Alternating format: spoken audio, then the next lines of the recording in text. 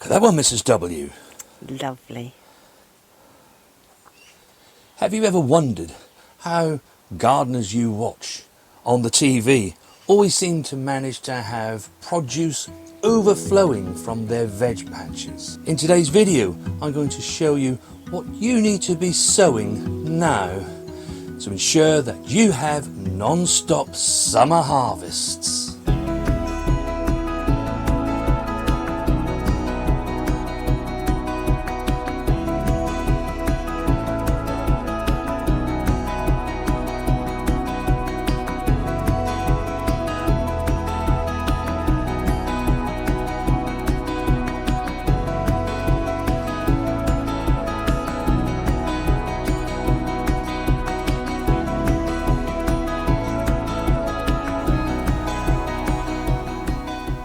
It's about 8 o'clock in the morning now.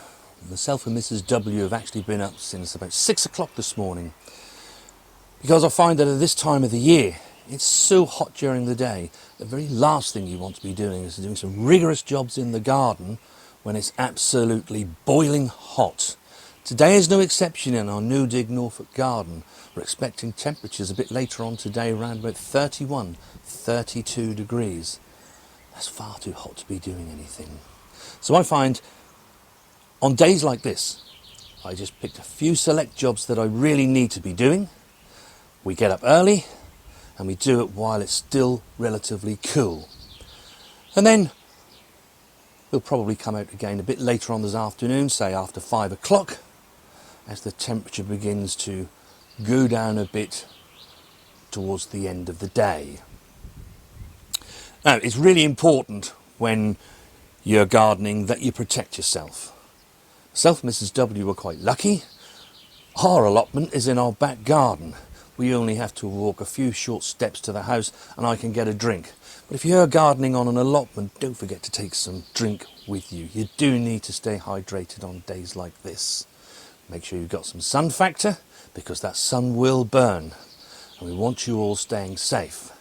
And then lastly, regardless whether you've got lots of hair like myself or not, make sure you take a hat with you. Even with hair, the sun can penetrate. And, you know, I learnt a bitter lesson many years ago when I really wasn't very well and actually had a bout of sunstroke just through pottering about all day. But experience now tells me everything. I actually did get a comment, I can't remember who from now, but they did say, you've been sowing your brassicas for next year, but is there anything else we can sow for this current period? Yes, of course there is. I've got many seeds that are due to be sown right now, today. Many of us get gluts. You get so much harvest. And I learnt many years ago, I remember sowing seeds, getting all the plants out by sort of March, April, and by June and July, myself and Mrs. W had an absolute abundance. But then by the time we got to late August and September, we simply didn't have any of these staples left to use. So I learnt from that day onwards that it's better to sow little and often. And of course, as Ken reminded me, always have plants ready to go so that you can tuck inside those gaps that are starting to appear as we reach the end of June and into July. And what I am going to start with is some radish. Once we get to this time of the year, I don't favour the French breakfast so much. They seem to get really hot in their heat. But this is a variety that we've been growing for a little while now, which is called Scarlet Globe. Little round ones. And by sowing them now, you'll have radishes to harvest in about a month's time. Lovely bit of crunch to go with your salads. Now, I prefer to multi-sow mine, so 5 or 6 seeds going into each cell.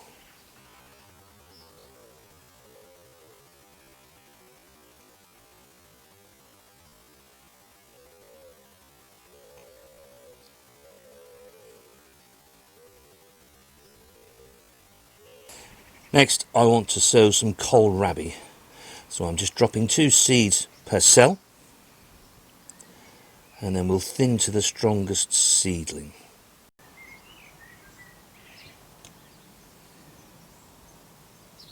And I shall finish this tray off with some salad spring onions. As usual, I do like to multi-sow these. It works really well for us. It's a variety called Ishikura. It's what I prefer to sow and eat during the summer period. Now we've got lots of spring onions that are coming ready and we're enjoying those. And I've just put some more out. So that means it's time to sow the next lot, which we're doing here.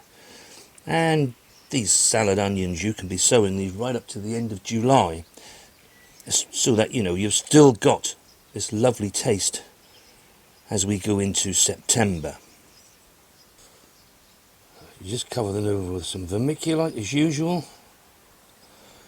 And in these long summer days, today is actually the summer solstice. It's the longest day of the year. Oh, I hadn't thought about that. It is, isn't it? Yeah. Yeah. And these will germinate readily.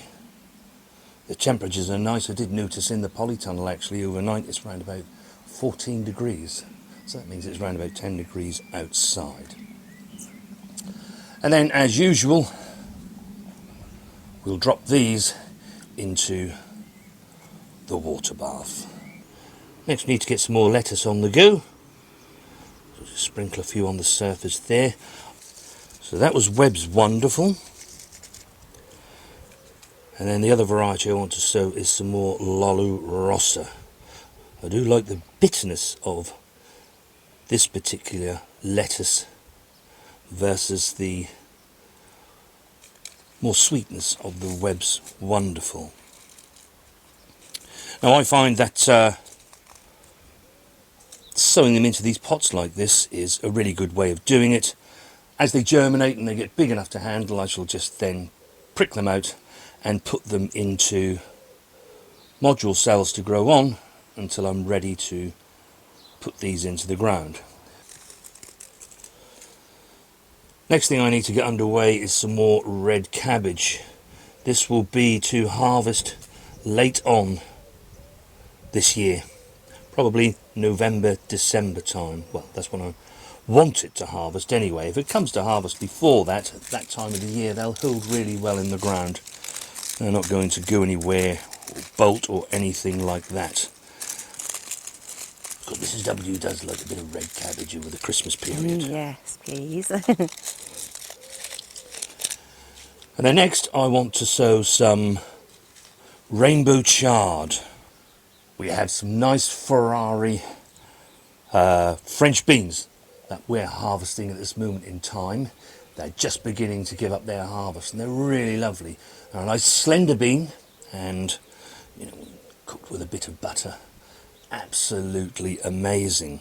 But at this time of the year, as you start to see gaps appear, these are an excellent filler. Just pop these in once they've got to the size that they can be transplanted, and they'll continue to give you harvest right up to the first frosts.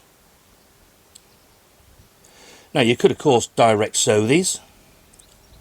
We prefer not to, where we live sort of right out into the countryside. And what you do find is that even at this time of the year, the mice will find them. And that's usually why you don't get the germination, because a rodent has actually found them. Whereas once they're germinated, of course, they don't want to know about them. Now I want to sow some more beetroot. Midsummer is an ideal time to sow your beetroot. That will start to give you harvests towards the end of September, and of course the rest you can leave to grow on and get nice and large,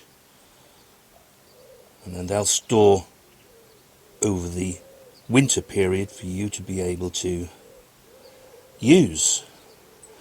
Now here in our Zone 9A Norfolk garden, we can usually get away with leaving the beetroot in the ground right up until the new year. We don't particularly see harsh frosts, so That's the idea. Mother Nature will keep it nice for us. But if they do start to get too big, just harvest them. Keep them in a nice cool garage. They'll be fine. Absolutely fine. Beetroot will store for a little while. Next we're going to sow some carrots, and midsummer is the ideal time to get carrots in so that you've got them available to you in September. You can see here we have many carrots, and these are going to last us, well, deep into September. Then we have to think about what we're going to eat then.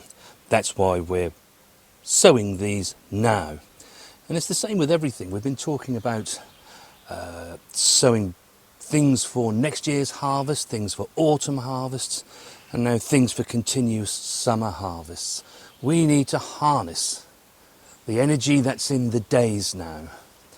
These will be the longest days that we will see. And these long days will now last quite a while. When we plant things in spring, we're still at a point where we're nowhere near the longest day. It's slowly building up to it. But from now, it will slowly get less, but only slowly. We will see very long days. And our plants can harness that energy, get themselves established, get themselves going to give us harvests when we want them a little bit later on in the year. In a word, succession. To have a productive garden that's going to feed you all year round, you have to be proficient at succession, sowing and planting. Now these carrots, I've drawn out some drills, and at this time of the year, in fact I tend to do it most of the year, but even more so at this time of the year, give the drills a good watering. Now take your time doing this. If you pass the water over once, let it drain away, and do it again. And the reason for that is that once you cover them over, if you just water from the top, they're only getting water from the top. One of the reasons why particularly carrots don't always germinate at the rate that you want is because they've simply gone dry. They need to stay moist. So what we're doing is we're making a little envelope and wrapping it around. And now that this is nice and moist, what we want to do is to sow these as thinly as we possibly can. It's not the easiest job in the world, I grant you, but just do the best you can. These seeds are the coloured ones, aren't they? They're a green colour, so that does help a little bit when you're sowing them. Yes. Helps you to see where you've been and where you've made the mistakes. Thank you, Mrs. W. How do you fancy another weekend away in Butlins? I haven't recovered from the last one yet.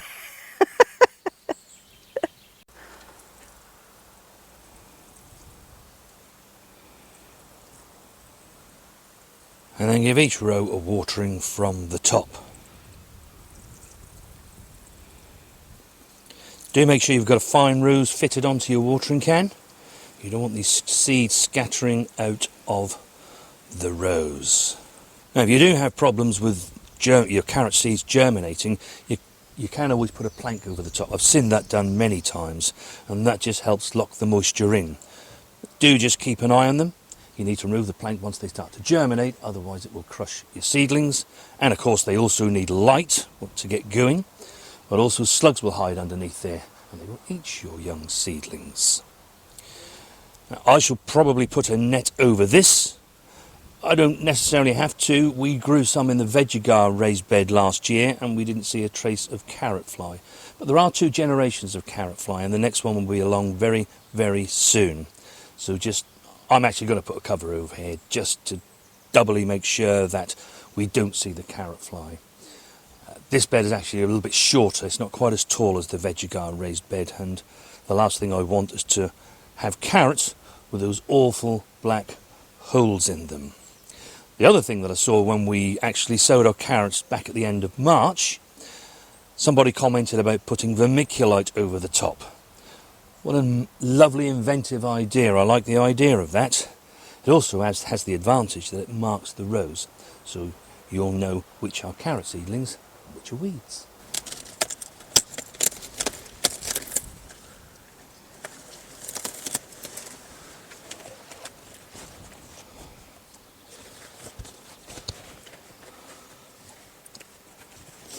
Oh, look at that. Gorgeous cauliflower. Isn't it just? Superb. It's a variety called Skipper. And yeah, they're a lovely summer harvesting cauliflower. And you know, you're best to harvest these like this. They're at their best now. The leaves have opened up. It's not really going to get any bigger than that, so you might as well have it and enjoy it. So why not grab some seeds and sow now? With a little bit of planning, you can be enjoying non-stop harvest all the way through these amazing summer months. If you grew this variety of cauliflower, Skipper, and I know one or two of you have because you've told me in the comments, let me know how your harvests have been. I think they're absolutely amazing. So do leave your comments, we do so like to read them. If you like this video, do give us a thumbs up. And if you want to continue following our journey, picking up a few tips and hacks along the way, then don't forget to hit that subscribe button. And don't forget, healthy soil equals healthy plants that give you big harvests. The window is getting short now to be able to sow the seeds that you need for harvest for next year.